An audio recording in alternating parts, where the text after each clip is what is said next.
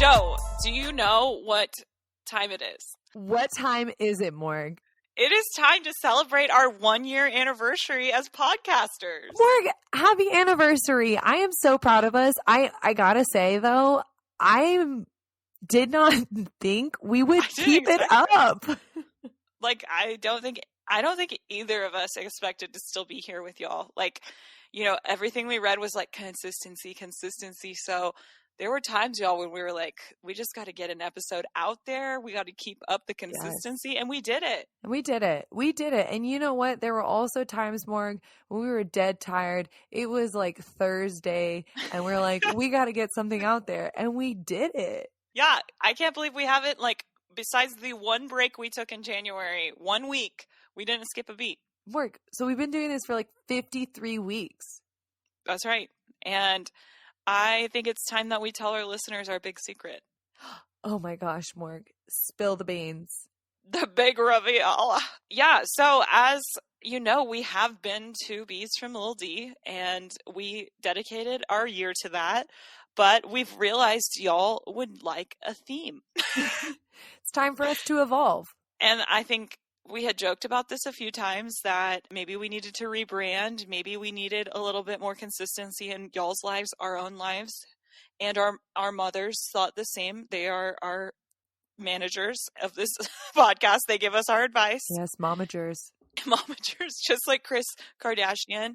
And we listened to that advice, and we heard y'all. We listened to our momagers and y'all, and we are rebranding. So we are not going to tell you the name of our new show just yet, but we are giving you one last taste of us as 2 B's from Lil D, and you will see a change very soon for our podcast. But we're not leaving. We're staying. We're here to stay. We're improving. And Joe, do you want to talk a little bit about, you know, what we're kind of going to change the show to be? It's still going to be Morgan Joe, y'all. We're just not going to focus it on our middle school stories as much. And you know what? That's okay. Yeah. So unfortunately, Morgan and I realized that those were finite.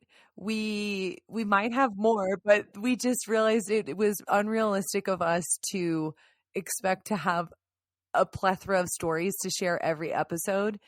And so kind of what we were looking at doing is, let's face it, we're all on streaming anyways. We've got unlimited shows. There's so many shows too that Morgan and I have talked about that are old shows that maybe we haven't watched and maybe we should watch and maybe we should revisit those. Yes. So we're going to pick a season of a show and we're going to go back in time with you and we're going to spill our own tea about what we think about these episodes. So we're going to buckle down. We're going to watch a whole season with you and we're going to, you know, live talk about it weekly. So we're excited to have actually this dedicated theme with you. And we hope that you come back and give us more feedback because I do think it's going to give us a little bit more of a structure to our episodes. Which is what we need. We're like toddlers. We needed structure, but still with the shenanigans, I think we definitely still want to keep it light, still touch on what the heck is going on with J-Lo and Arod because that more, no idea. But I mean, lots more to it, but I think it'll be a good time. Exactly. I totally agree. We're going to have a blast. And I just wanted to thank y'all because if we hadn't seen anybody listening, we probably wouldn't have made it through our first year. So we are really thankful that y'all are still here with us. Yes. I mean, it's been really cool to see, you know, that kind of interaction. Someone in Japan turn this on. Shout out to our listener in Japan, our listener in France, like Canada, like what? We are global. We're blown away. We are international. How are we not micro influencers? Soon enough. But yes, we're going to go right into our episode though. So stay buckled up because this is still 2 B's from Lil D and we will be announcing our new name very soon. But we wanted to bring you under the umbrella. But Joe, you just touched on one of the items that we will need to go deeper into. So maybe we should just start with J-Lo and Arod. They are officially broken up, like official. I mean, Morg, this one, you know how I feel about it. But yeah, I guess it's official, but it just feels so tactical. So your hypothesis is that they like, you know, when did we first start talking about this? It feels like January. You like already knew they were going to break up then. I mean, it just felt like, yeah, it was like a very strategic to keep themselves in the public eye, where it was like, weren't they broken up and then they weren't broken up and then they were broken up, but they were also in, where were they in? They were in the Oh yeah. Dominican. Like, I mean, it was just, Yeah. it's been a real roller coaster. And I think these are two entrepreneurial people. So more, I feel like if that's how they get their stuff out there, hey, kudos to you. So Joe's theory is that they concocted this breakup to last 4 months. Yes. Just for the headlines. Yes. I mean, hey, I believe it. I feel like that's what Hollywood's all about. I was going to say more, I think that we're all being duped here. Like, I feel like that's how everything we see is like, it's all behind the scenes, like these weird mind games type deals. But I don't know. What do you think about it? They're officially over. Yeah, I think you're right. I think there was some like staying relevant. Like they probably knew weeks ago they were gonna just leave each other. And I keep calling it a divorce, but they were never actually married. It feels like They a divorce, though. just yeah, it does, because they're just so intertwined in each other's investments as well. I thought you were going to say lives, but I like, you're like, their investments. They're so intertwined. I can hear the stress in Morgan's voice, guys. I mean, Oh my God. investments, intertwined, breakup. That doesn't sound good. Yeah, like that, like they just opened this new company, like, which I can only assume the investors of this new company are like, wait, what? Because they just opened a new company called Fit Plan very recently. And now I'm like, are they worried that this is going to be like murky for the business? I don't know. I mean, it sounds dangerous to have recent ex be working together, although I could see J-Lo being the type of chick who's being like, I'm cool, like, it doesn't matter, I'll be fine. But I don't know if I really buy that. But Morg, then again, think about it. What, Fleetwood Mac? I mean, there was a lot of weird love stories going on in there, and they played together for years. Yeah, I mean, according to an article I was reading, though, there have been frantic meetings at Arod's corporation about the division of their assets. What do you mean? Do tell, Morg. Frantic meetings? Was this written by the British tabloids? It might as well have been. I would describe him as frantic. Now that's some juice. Arod sweats in Miami. He's clearly stressed. But apparently they also said the situation was a little less complicated because they were not yet married. So, you know, they got some yin and yang here. Frantic Arod team, and then like not an actual divorce. So I don't know, balance. Huh, interesting. Well, I mean, J-Lo and A-Rod, it's worked. I'm curious to see how this develops, how this affects Shell's business. Who knows? Maybe they have a great friendship and partnership. Well, Joe, I did want to note, you said, you know, J-Lo is probably the kind of girl that's all cool about it. We did get some insight into that this week, because there was a specific post on Instagram that J-Lo like specifically liked right after the announcement was made. And passive aggressive like? Yes, the Instagram post was by an author named Reuben Holmes, and his post said, "Don't make her think you care when you never gave a F about her." And we don't cuss, so that was bleeped out. Self-bleeped. We are those kind of people. And was that written about her, or was that just written in general and J-Lo felt like it applied to her? Okay, it was written in general, I think, and then, yeah, she felt like it applied to her, but his caption was also, "Don't let them manipulate you. How many times have you been told I love you by someone who has continued to treat you like crap?" J-Lo. Yeah. J-Lo. And so fans apparently noticed very quickly that she'd liked that, and everybody was like, oh, hell no, she was mad at A-Rod. I mean, I don't even know what to do with this, Morg. This feels so... like, how are they going to stay in business together to me? Like, that feels, no wonder A-Rod's frantic. Like, I mean, it sounds like she is pissed.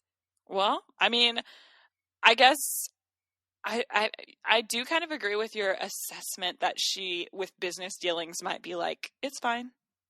But, you know, she is kind of letting the people know, I realize this guy, you know, probably cheated on me on multiple occasions. And yeah, I do feel this way about him now. Well, you go, J-Lo. I mean, and good. I mean, I don't know. I kind of love it when celebrities do that, because it's like they can really play it off like, No, like it kind of makes me think of the whole Britney Spears thing, like wearing a yellow shirt. It's like, is it conspiracy? Like, are we reading too much into this, or is it real? Yeah, she could tell J-Lo, I mean, she could tell Arod, like, Arod, calm down. Like, I just liked it. Yeah, like that's my favorite author right there, dude. Like, I like all of his posts. Like, go look at the history. I don't know. Make him think he's crazy. Yeah, like, I mean, it also feels like such a normal thing to do. It's like, I don't know why the like passive aggressive like that for a normal peon like us, nobody's ever going to notice, but it does feel like very like rewarding to be like, I'm going to like this thing that feels like it applies to me. Yeah, and to have people notice is even like, y'all got it! You got me! Y'all feel me. But Joe, you did just touch on the fact that it sounded like a British tabloid, and I know we tried to pontificate on what the tabloids would say about the drama. What were some of the British tabloids? I know you looked some of these up, and they were really great, so I wanted us to touch on some of the royal family. Of course, got together to go to Prince Philip's funeral. I will not call him a king this week. That was incorrect.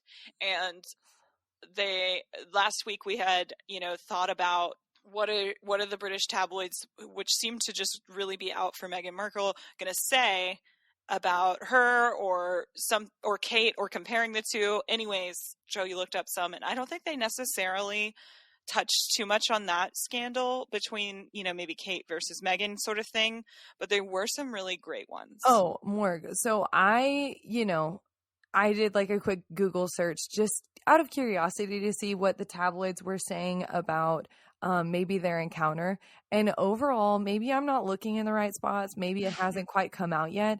Everything I've read has been pretty positive about them. It's like they left talking, like they all walked back to the Queen's together. Like, oh, they didn't walk together in the procession behind Philip's casket, but they were separated for like, and don't read too much into it, I think is kind of like what the palace put out there, was like it was not for whatever reason you think it is, but I guess apparently they were seen leaving together. So I have yet to read anything negative there, but yeah, when I was looking more, I just saw some past tabloids and they are hilarious. Like, I mean, we were not wrong. Like, the British tabloids are wacky, Morg. So here's one. This one's pretty recent. This was actually from February, actually. So this is a picture of William and Kate sitting across from Harry, and Harry's like making a gesture, and it's titled Harry's Plea. Help me leave Meghan! Exclamation point. Oh my God. Plea to who? Like, when they write these, they're like, do I have to justify nothing that I say? I mean, doesn't it make you want to buy the magazine though, just to read like the nonsense? And it's like, I feel like this is almost like being a psychic. Like, it's like you just really just BS it all, but people don't really want to know better, so they're like into it. I see. Yeah, they just, why not want to read for the headline? I mean, we're all drawn to it. It's what we love.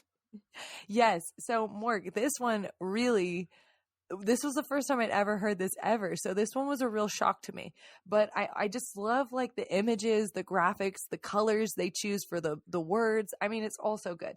So this one is older. This one is from 2019, and it is Prince Charles and Prince Harry. And it says DNA test bombshell. Charles confronts Harry. I am not, underlined, your dad! Exclamation point. Whoa, that cuts deep. It's also really weird because I feel like they look a lot alike. Yeah, I'm not buying that for a second. But people like it. People will buy it. They want to hear the drama. I love the idea of like a tabloid journalist's job is just like, make it up. Like, who cares, Sally? They're like, we don't have any evidence that it's not the father, Roger. Run the press. I didn't ask you for evidence. Like, is there any rules with tabloid journalism that like are like you just don't go there? Because it really doesn't seem like it. It's like, make up any gritty lie that will sell this page. It feels like a legit free-for-all. Like, you know how people hate lawyers or there's like lawyer jokes? Like, I feel like the British tabloids have to be like their version of like a really hated, like career. Like they have to have like British tabloid jokes. Well, I know we're like hating a ton on British tabloids, Joe, but I found an American one that I also thought we needed to address, and it was about the funeral. And so this was Star Magazine, and their their cover is like a huge picture. I'll have to post it. A huge picture of the Queen, and it just says next to her, "She's 94." And then a small picture of Prince Philip, and then it says he's 99. And then on the like huge font of titling this photo, it says Prince Philip's deathbed confessions, lies, gambling, and affairs. And then underneath that, it's not over, leaving millions to the love of his life. And then it's like a really small picture, and it says Philip with Penny in 1975. And I was like, whoa, there's so much here. Oh my gosh. Morg, I think I'm going to buy Stars. Like just out of pure curiosity. Like I don't know that I buy it, but like I'm going to read it. Yeah, now I need to know. And it says the Queen breaks down in tears over this. So I have to know if there's any legitimacy to it. I mean, I just want to know like the sources, like, because it's like they always have a source, and it's like a source close to the Queen stated she was bawling her eyes out, and it's like, was she though?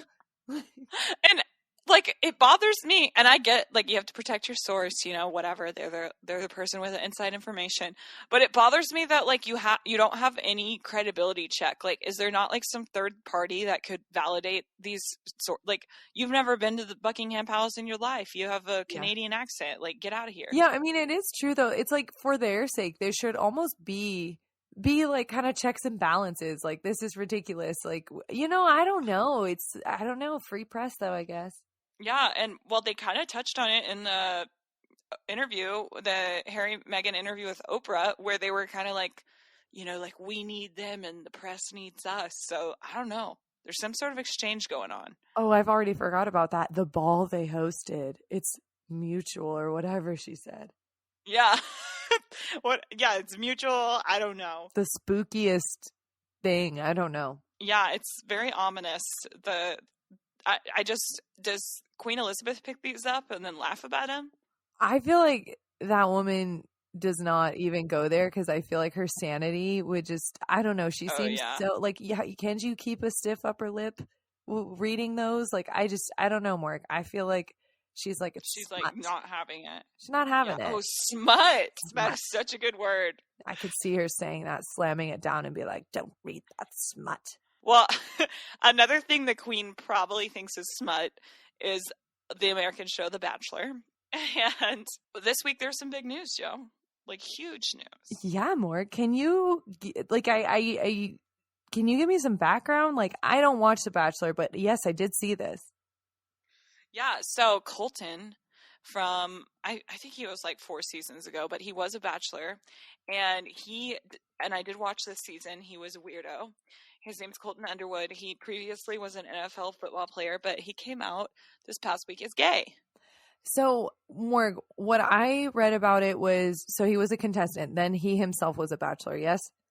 Yes. So I saw that he became quickly a fan favorite, but you're telling me he was a weirdo. I am telling you that because, and where are they saying he's a fan favorite? Because I need to straighten some people out.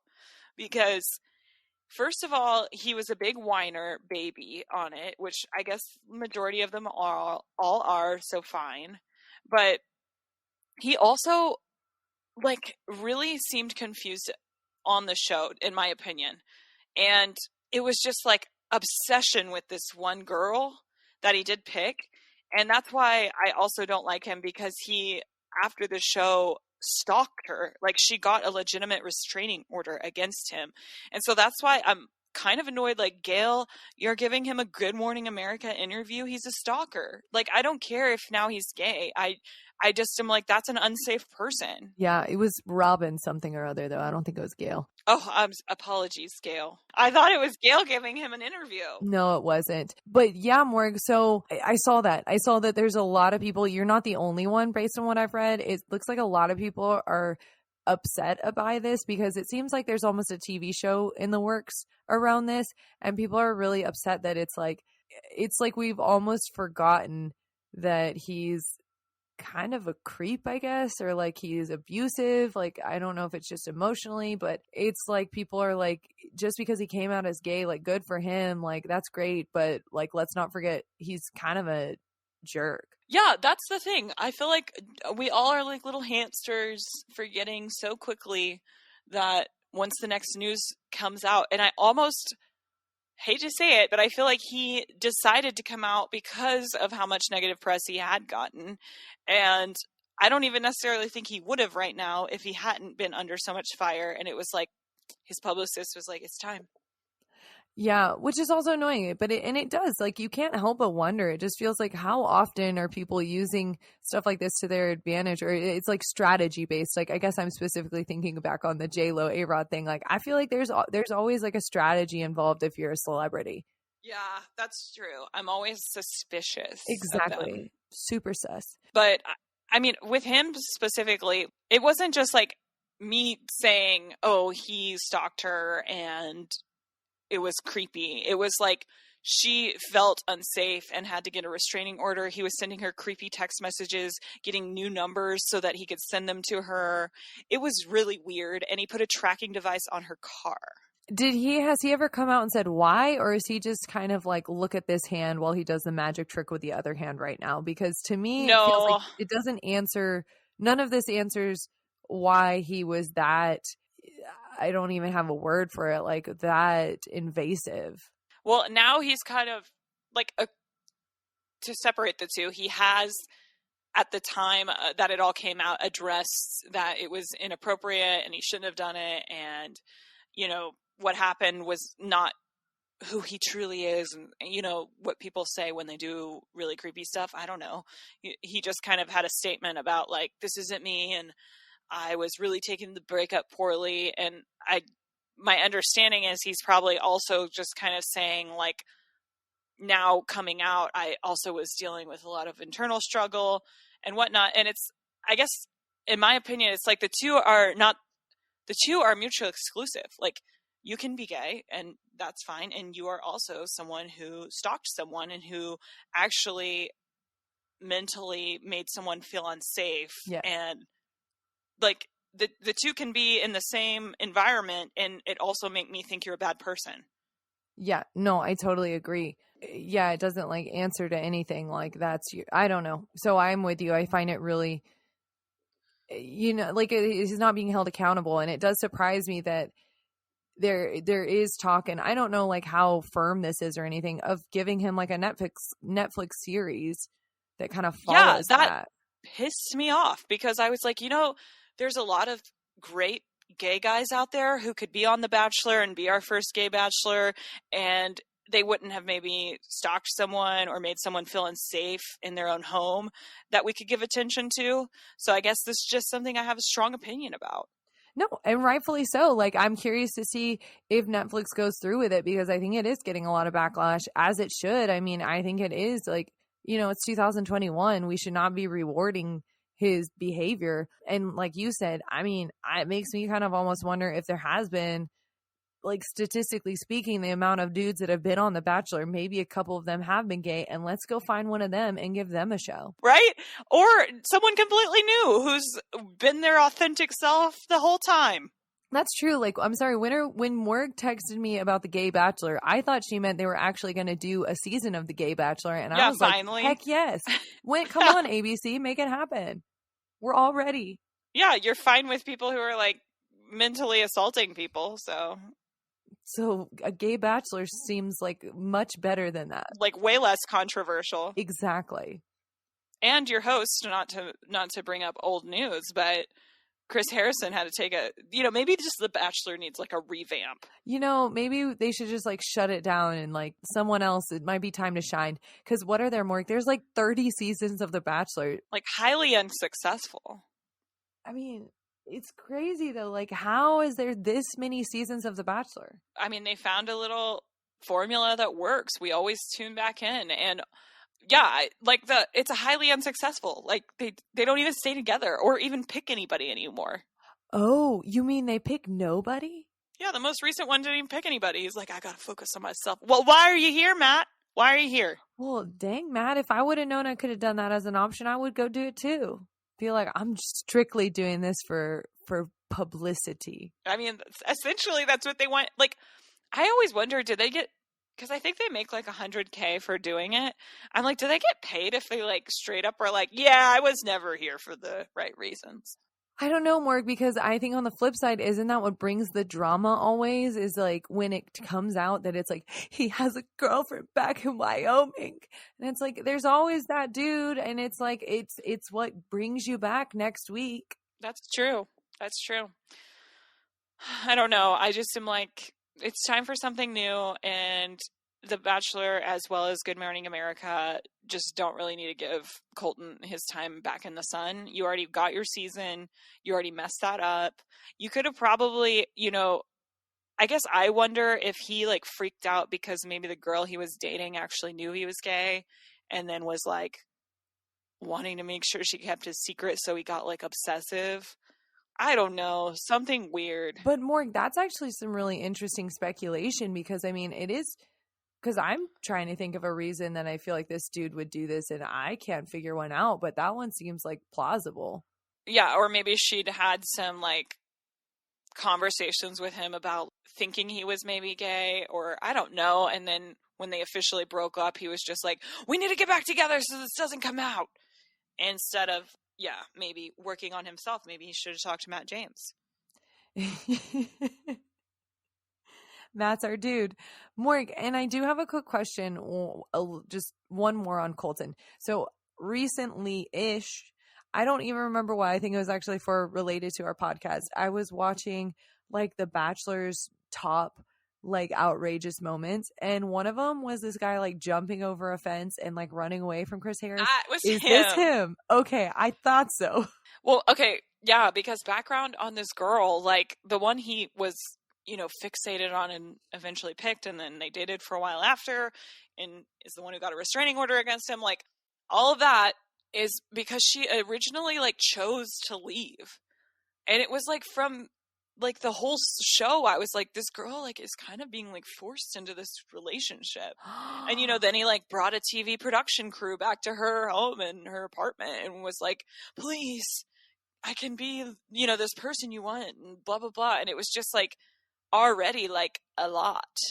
Oh, to me that feels like a red flag right off the bat that he's like that fixated on her. Like, I'm surprised like the show let that fly, or that girl like was willing to give him another shot. I feel like I'd be like, no, that's creepy. Like, that's not romantic. You creepy. Well, right? Like, I guess she had to have given permission for the camera crew to be like waiting at her house. So like she accepted it for sure. But it was just kind of like, are you testing him to see how far he'll go to come get you? I don't know. But then it just already felt, even watching this season, that it was weird. So I guess it was just like odd to me that she even kept dating him in the first place. Yeah.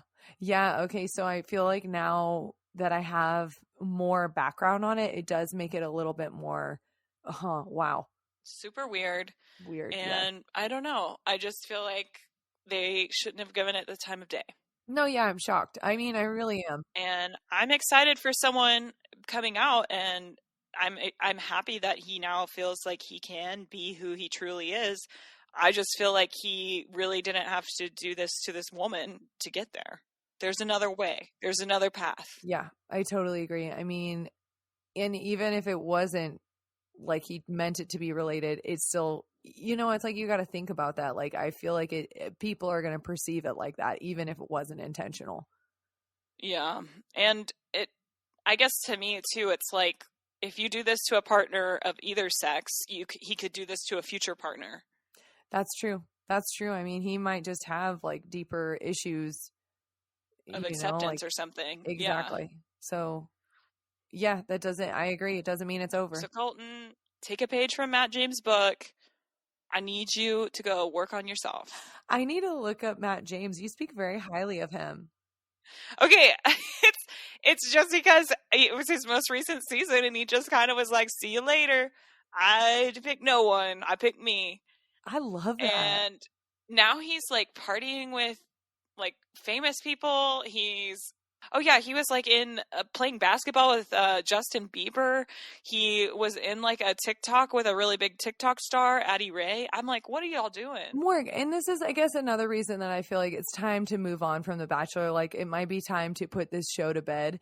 It just feels like people really do exclusively do it to get a platform. Yeah. How many of these people have gone onto the show and turned themselves into an influencer or like turned it into some sort of career in the public eye, like in the media? Like, it's crazy.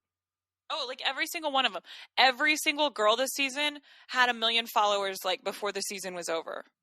That is wild. How do you not go on the show and then just be like, this is my platform? Like, I'll be a ditz. I'll go on this show. I mean, dang, Morg, like, are we making some bad choices here? Do we need to apply for The Bachelor? Yeah, and then maybe we will be able to get the editors that we would like for our podcast. And become truly international. There's a few places we don't have yet, listeners yet. But Joe, new piece of gossip that came this week. I sent it to you right before we started recording. Just on the same, I've been watching Demi videos and whatnot because we just watched her, of course, most recent documentary. And I saw her live. She was doing an Instagram live that I watched, and it was like, hey, listen, like she was talking about to this yogurt store.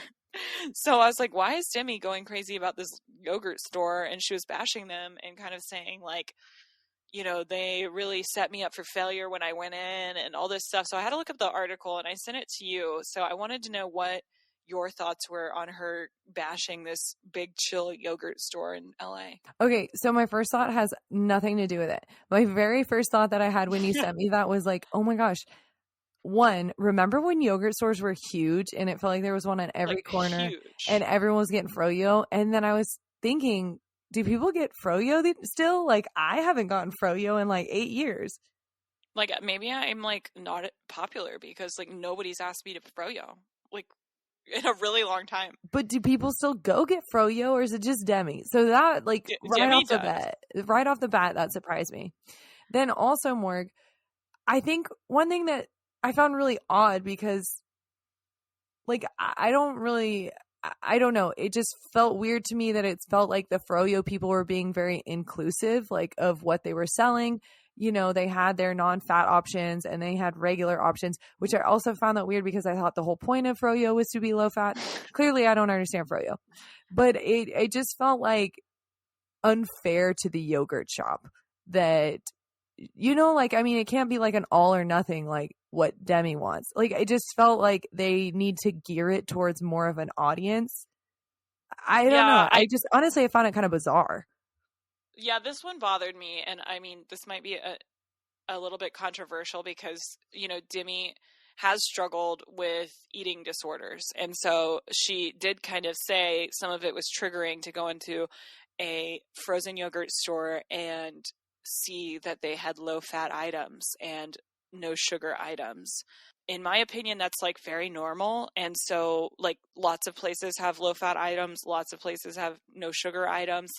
And so if that's something that it did like trigger her, I would think like Demi has a very privileged place where she could send somebody else into said yogurt store. This is like a business, probably like a single person owns this store. Mm-hmm. Like, why use your platform to possibly destroy their business? Like, that really just got under my skin because it's like, I am all for you telling women that they do not need to struggle alone with their eating disorder, but I'm not for you destroying a business because they didn't cater to something that you're specifically, you know, binded to and passionate about. Yeah, I mean, I agree. I totally agree. I think it is really unfair of her to kind of have that expectations on a business. And it is like, she does have such a following that, and gosh, I feel like fans in general, we've talked about this, are so passionate that it probably could destroy this person's business. Yeah, I was just kind of a little bit let down by like, I think you could go after this cause in a completely different way and still do some good, as opposed to going after this business who has all the options for any type of person. Like, I guess I was on the vein of like, well, are they supposed to just cater to a certain market so that you don't feel a certain way when you come in? I would think like that's not really fair to a small business that doesn't have like those options for inventory or whatever. I mean, they need to make their sales, and how are you going to make the most sales is catering to the most people. I mean, to be like, that's like so niche, it feels like. I mean, maybe that's not the right word, but I mean, it is like kind of asking a lot, like to just expect them to be that for you. Well, yeah. Okay. Besides all that, though, I was just like, on the same vein as everything's like something else when it comes to celebrity headlines. Mm-hmm. Do we think that Demi and the Big Chill owner actually have a different feud and they're masking it behind this? Morg, it's funny because I kind of was thinking like, what is this really about? I mean, and I was thinking more along the lines of like, was it just like a bad day kind of thing? Like, and the dude just kind of caught the brunt of it. Like, I don't know. Like, so what do I think their actual feud is? I feel like it could be, have you ever had this experience where it's like you go to the cashier and you give them a 20 and then they accidentally give you the wrong change and you're just like, no, I gave you this amount of money. Like, what if it was something like that? And the cashier was like, no, you didn't. And she was like, I'm going to ruin you. Oh, so you think it was like about like a customer service issue that gone wrong? No, I have no idea. Or maybe more, maybe. That sounds like you thought about. It was what I thought it was about. And then I thought, no, that sounds too boring. Okay, more. Yeah. More. Where are we going? Morgue. Like, I feel like, okay, so I've been really into binging a couple of like murder shows. And no, I don't think this was like murder, but it's like, in murder shows, I know where you're going. It's not murder. It's not murder. I know what this sounds like, but it's like they're always connected, or it's like the victim's never really a victim. Oh yeah, like they met before at a Starbucks. Yes, and there's like this weird, or maybe they're like neighbors. Like he lives behind her, and he doesn't blow his leaves, so they blow into her yard. Like there's just like a more of a connection. Just like a murder. Well, I mean, I'm not going to go into the dark stuff from the murder shows I've been watching, but that stuff's there is dark. Always a connection. There's always a connection where you're like, oh, I never would have guessed that he was selling her drugs. Yes. Well, I thought a little different. I do think there's a connection, Joe. Like, I don't think this is the first time they've had a dispute. So I'm on the same page there. I just was going down the route of, like, she wants to write a song called The Big Chill, but but they own the rights to the Big Chill's frozen yogurt store and, like, their handle or something. I was like, what if she wants like the rights to the Big Chill? Like, I don't know. And I was like, that's where I was going. Like, so she's like, I will destroy you so I can get the Big Chill as my next big hit. That's great. That also sounds like it could be in one of these murder shows I watch. More so than Leaves. Oh yeah, like this would lead to the murder. Yes, this would lead to it for sure. And then we do some investigating. We find out all along she wanted the rights to the Big Chill. Okay, now I think we just wrote our murder mystery episode of our soap opera. I think we've got a knack. We've got a knack for it. What was your name again? Florence. I was just Summer. Oh, just Summer. You're right. I was just plain Summer. But Florence Luttrell does sound like somebody I'd get in trouble with. That's my mother. And what was yours? Clarice or something? Claudice. But it was a mix. No, but the Big Chill, Joe, like, I just was going to say, like, this song, too, it just, like, made me think it'd be very, like, screamy. Okay. So that was my follow-up question was, so since you brought up, like, maybe she wants to write a song, how do you think the Big Chill goes? I know that we're not singers, but we enjoy singing occasionally. We do. And I was thinking it would be about her breakup with Max that she won't talk about, and all like a metaphor. And then she's like something about like Did you feel my cold shoulder? It gave you a big chill. And that'd be it.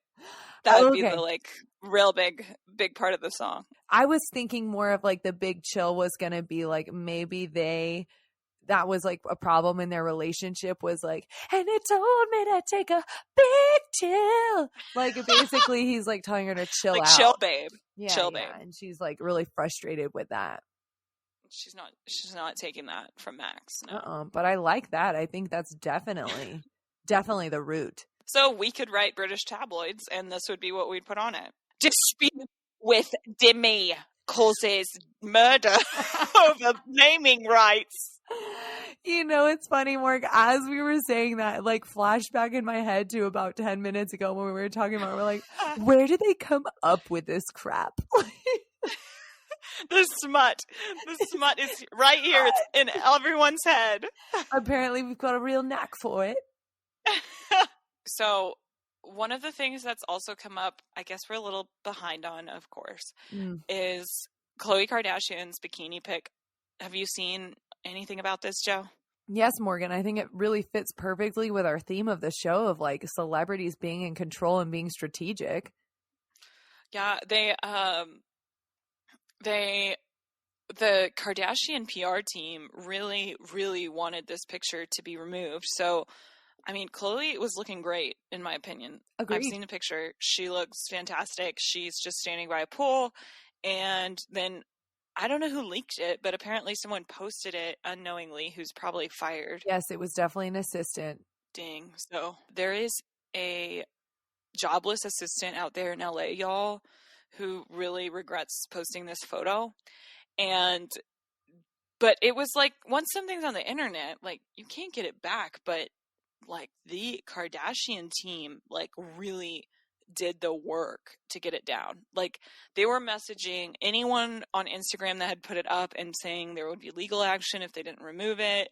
They were finding TikToks. Like there was multiple channels that then like posted like, sorry guys, I had to remove this photo because there was legal action presented to me by the Kardashian PR team.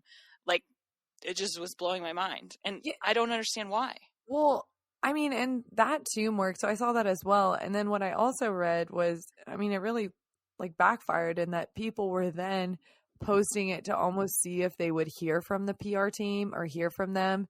And like they were. So it was like, guys, I posted it and they made me take it down. Like that to me too, it felt like then at that point, it became so much bigger of a thing had they just left it, you know?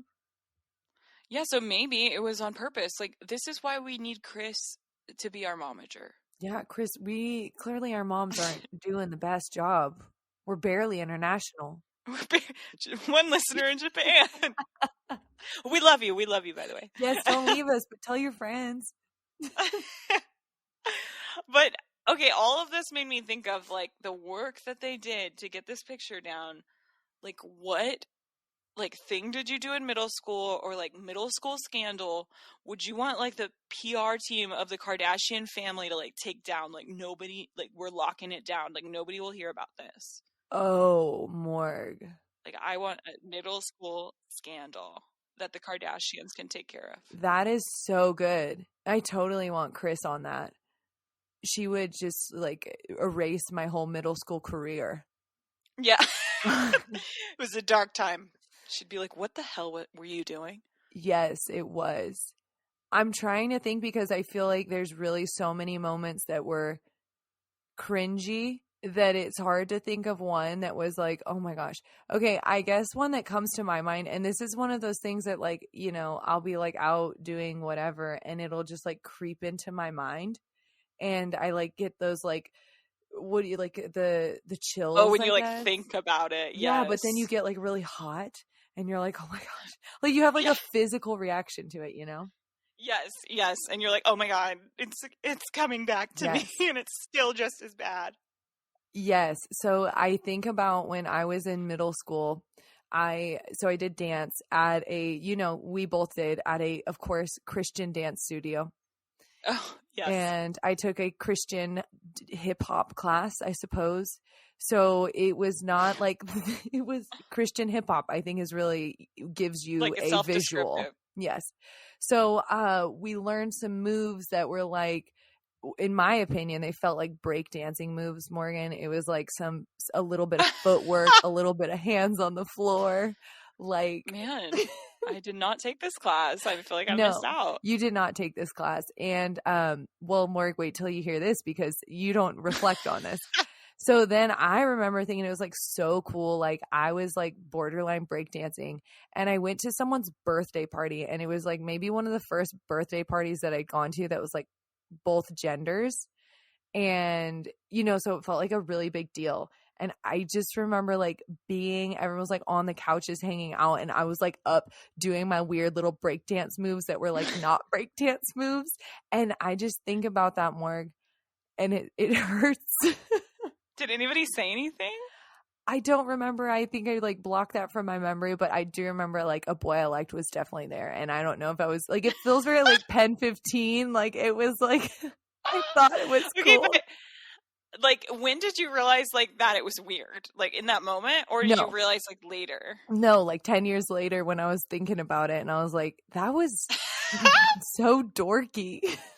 Oh my God. Okay. So we need the Kardashian PR team to take care of this. We need them to find everybody who witnessed it and erase their memories. Tell them to keep their mouths shut. Send them legal action emails. I know. I mean, but fortunately for me, Morgan, that's the cool thing about when we went to middle school is that there were no cell phones or like video footages. Like, so I mean, at least I don't have that working against me in middle school. Oh my God. Yeah. Okay. That's true. But what is your documented? Yes, it's not documented unless someone went home and journaled about it. Dear Diary, JoJo was dancing very weird. It wasn't hip hop at all. It was very stiff and wood-like. Like it was like a Tin Man. Like no body rolls. Like I don't know, more. Yeah, it's not just, allowed. I almost wish I could show it to you. It was like some weird shuffling. But what is your moment? Okay, I will just my moment that came to mind when I asked this, like immediately, just fluttered itself right back up, was when I was it was either like, it had to be 9th grade because I don't think I ever wore makeup until like high school. And I didn't know how to do makeup at all. My mom really did not help me out at all in this department. And like one day I just was like, well, I'm going to start wearing makeup. And I put on like so much blush and it was like my cheeks were so pink and, mascara for the first time. Like that was it. I go into my first period class and I'll never forget, like as soon as I came in, this kid goes, "Hey, are you wearing makeup?" And then I go, or what did he say? Because his response was, he like asked it like this: "Morgan, you're not wearing makeup, are you?" And I was like, "Oh yeah, I am." And then he said, "No, I'm just kidding. I can definitely tell." I was like, "Oh." I don't know that you need that erased. That kid needs that erased. Are you kidding me? He's the one who looks bad, Mark. I looked like I was so embarrassed because like multiple people like heard and laughed and they were like, "Whoa." I had to go like wash that blush off. Oh my gosh, yeah. Freshman year was a rough one. I'll never forget that kid's name, and I can't tell y'all it because y'all might come after him because y'all are crazy fans. What would we do without you? Well, we're so excited that next week we're going to have our new show and it'll be a new season for y'all to join us on. And yeah, Joe, what a wild year. I still can't believe it's been a year. Like, I'm giving you a virtual high five. Cheers. But yeah, I mean, so looking forward to another year. Again, I know we've said this a couple times, but thanks for hanging with us. And we're looking forward to doing much more of this and really honing in on what we are doing. It's been an adventure and, sounds super cliche, but it kind of has been. And yeah, so for the last time, we are 2Bs from Lil D. Make sure to like and subscribe and follow us on Instagram at 2Bs from Lil D. Love you. It's like we're going away, but we're not.